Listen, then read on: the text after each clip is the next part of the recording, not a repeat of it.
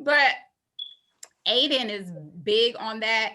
One thing that I really try to do, and we do little activities. Like one summer, I bought the fake Velcro money from Dollar Tree, and it was like thick pieces, and they both had a wallet. They both had the same amount of money. When I cook dinner, when I cook breakfast, things like that, I would be like, "Oh, that's $5." You know what I'm saying? Oh, you want me to that's $5. Whoever That's has a the good one. most money at the end of the week, they get an actual real $5, right? Whoever was had good money management at the end of the week, and they would be so mad. I can remember one time I had cooked dinner and they didn't like it, and they were having a conversation amongst themselves. Do we have to pay for this if we if we don't like it? Absolutely, you will pay, because when you go out to eat, you're going to pay for it anyway. You're not going to, every manager isn't going to give you a pass because you don't like it, right? So that's one thing that we incorporate. We try to incorporate during the summers. We also do like an entrepreneur class with them, just kind of giving them like an awareness, like they're starting a business, but before they just jump in and start a business, yes, it's cute for kids to pose, I have a business. That's cute, but do you know the underlying? Like, it's not, to me, it's not realistic. You're telling them all they have to do is post a product and smile. No, you're going to work this business. I'm not about to work this business. I'll do the parts that I can, but you're going to know, I've been teaching them how to keep inventory, how to do the budgeting, where the resources come from, how much stuff costs. So they're knowing all the foundational stuff before we order one thing. Yeah. I'm not about to do this. Y'all want to make money? Because they're always asking me, Mom, what's a way, Jada, Mom, what's a way I can make money around the house? You don't even do the basic stuff for free. So why would I get but it's in their mind, like, I want to make money. You know what I'm saying? And then they're like, well, such and such gets money for their good grades and stuff. And I'm like, absolutely. You're not getting money for what's expected of you. Yeah. We're just not giving you money for doing the things that you're supposed to be doing in this household. I don't know what they're doing in that household, but over here, these are the bare minimums that are required to live here, right? Right. We're not asking you for rent. We're not asking you for any of that stuff, but I teach my kids, because I'm in the housing industry, so they get to hear the conversations as well. They came to me, they're like, what is good credit? From that point, it was on and popping. As soon as they showed an awareness, I dive right in. So they can tell you right now what a foreclosure is. They can tell you right now what a short sale is. They can tell you right now what bad credit is. They can tell you right now what you need to get a good house, right? So their awareness is, I'm just amazed at their level of awareness, now. But with us making our kids aware, it's something else going on. And that thing that goes on that really does something for me is, and it doesn't do something for me in a good way all the time, but in an effort to give our kids a better life, right? Or do something, we want our kids to be better. We're building generational wealth. Like, okay, I hear people say that all the time, but then I'm like, well, what are you doing? Like, you're saying that, and it's a hashtag, but what are you actually doing? What responsibility are you actually taking? Because these kids that I'm around, the ones with the PlayStation 5s and the Jordans and the Apple phones, and you're living in an apartment, or it's just all different things. And I'm not saying everyone is in that same boat, but I see it. I see that y'all don't have your finances together, but is your mindset of giving your kids a better life, providing them with material things, and making sure they never have to go without, because we once went without. We once had to endure a struggle. So how are we generational wealth? And saying generational wealth is not in stuff, right? Because I know but my kids will not come to me, and like, that's one thing I do see with them. They don't ask me for, like, they want phones and stuff, but guess what they get? Every time we get a new phone, they get the hand-me-downs. Don't come for me and ask me for no new phone that you can't pay the bill for. That's what we're not going to do, right? So I'm big on, like, no, you have to learn that you have to work for things. Everything won't be, even if I could give you a phone, even if I could get you the brand new iPhone and the new latest shoes or whatever, don't expect it. let it be when I'm ready to get that for you. You know what I'm saying? Yep. And did you earn it? Hello. Because the kids Hello. nowadays that are being raised, the ones that I work with, they expect these things.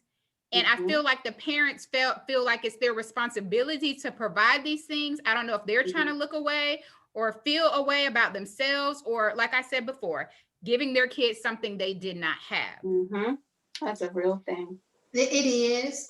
I Mm-hmm. think a lot of times the parents also have some healing to do as well. Mm-hmm.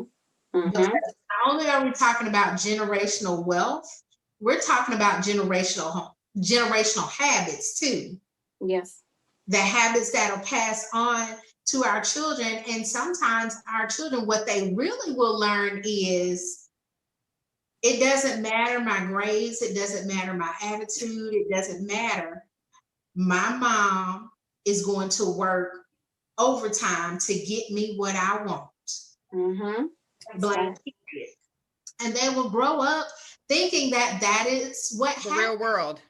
Yeah, but that's not the case. And sometimes even with parents, especially mothers, especially if you have to do it on your own, or if you're not getting as much help or cooperation, you don't want your children to feel the brunt of, oh, mommy can't do this, mommy can't do that, or daddy Mm-hmm. can't do that. And you will feel guilty, especially if you work a lot. I Mm-hmm. found myself going into that because even though I'm married, I also worked a lot at one point, and I found myself starting to overcompensate, like starting things to take the place of me being there. Yeah. Like, no, I'm not gonna do this, especially when she would see some of her peers, get certain things. Like they got the Nintendo Mm-hmm. Switch, they got a PS5, and I'm like, oh no, we don't do that here. And I need you to know that I'm not. No, you have your own room. You have toys that you ain't even played with. You have a good balanced life. You're not stressed out. There's some things that I want you to be thankful for outside of the material things, Right. and learn to appreciate that. Because, like I said, when I grew up, it was kind of stressful talking about money. So to Yeah. be able to provide your children with less stress in their household, sometimes that weighs more than gold. Yeah. Right. It's Well, true. And I would just add to that because I definitely had to check myself not too long ago because I was like, wait a minute now. This is you getting too spoiled. Like this is, and I like that you brought up the generational habits. And there's generational coping mechanisms as well. So I had to like sit with myself and look like this little girl is very spoiled. Not also for me, but grandmas and everybody, anything she wants. If she says, oh, I want this, somebody's gonna try to find it and get it. And I had to really think about like how that's impacting her behavior, all of those things. She's already a little defiant. So I really had to like check myself, understand where is that coming from? Us as parents, like where is that coming from? Like you said, overcompensating. Or going back to your childhood, maybe you didn't have all these things. So now you want your child to have all these things. And they're still missing the mark because they're not understanding what it means to earn and appreciate what you have and find value in things outside of material things for sure. So I think it's important for parents to just check yourself, be real with what's going on with you. Where is this coming from? Where is this behavior coming from that you're perpetuating? And is it reaping or producing the outcome that you really want? Or is it a quick fix right now because of insecurity that you have? So just really check yourself. That's important for us. and when you have, Have you ever had to open up to your own children about maybe something that you struggled with as a child? And yes, I tell them stuff all the time and they just laugh. Like we're currently in a battle because there are 2 boxes of off-brand frosted flakes that they're refusing to eat. So they are all like, why? But my kids not on, they're very, so the one thing I didn't have growing up was that freedom of speech. It was, we grew up in the era you don't speak until spoken to. Yeah. That was one of my big things that I knew I didn't want in my household. And was I wanted more liberation for them. Like, I want you to be able to speak your mind and without feeling like you're about to get a whooping. You know what I'm saying? Like everything isn't a beating, you know? And so for me, the kind of relationship that I'm building with my kids is an open communication. Sometimes people, they say stuff to me and people are like, your kids say that to you? No, I want them to understand that I hear them. Yeah. Even if I don't agree with them, I hear you. Mm-hmm. And part of that is, we don't like your dry chicken. We're not eating. Why would you buy off-brand cereal? What are these? Cinnamon crusties? Like, what is this? Like, they're very vocal about their wants and desires. They will not eat hot dogs on bread. They need the hot dog bun. And I'm like, y'all, when I grew up, the bread was the hot dog bun, the hamburger bun, the toast, the grilled cheese. It was everything. You know what I'm saying? That's all we needed was the bread. I don't know where this came from, you know? In one sense, I'm grateful that they never have had to go without lights. I'm grateful that they never had to move, you know, around, and they can go to one school. And then there's the other side where I'm like, man, I kind of wish they knew a struggle. You know what I'm saying? So in sense, the less struggle they have, the more entitlement that they're carrying, and the more that they're like, well, why can't? Like, I have a box of Rice Krispie treats in my office right now. They come up here and they're like, why are you hiding Rice Krispie treats from us? No, I'm putting it up here for myself because you guys eat everything. Can I have one thing for myself? You know, but they don't, there's no limitations with them. And I love that they have no fear in saying what they need to say. They have no boundaries in their thought process on the things that they can do and the places that they can go. But y'all gonna learn some limitations in this household, right? And one of them is, you're not getting my Rice Krispie treats because I said no. And you will eat those Frosted Flakes from Whole Foods. Yeah. They don't know I'm about to pour them into the other box just so I can test them. Right.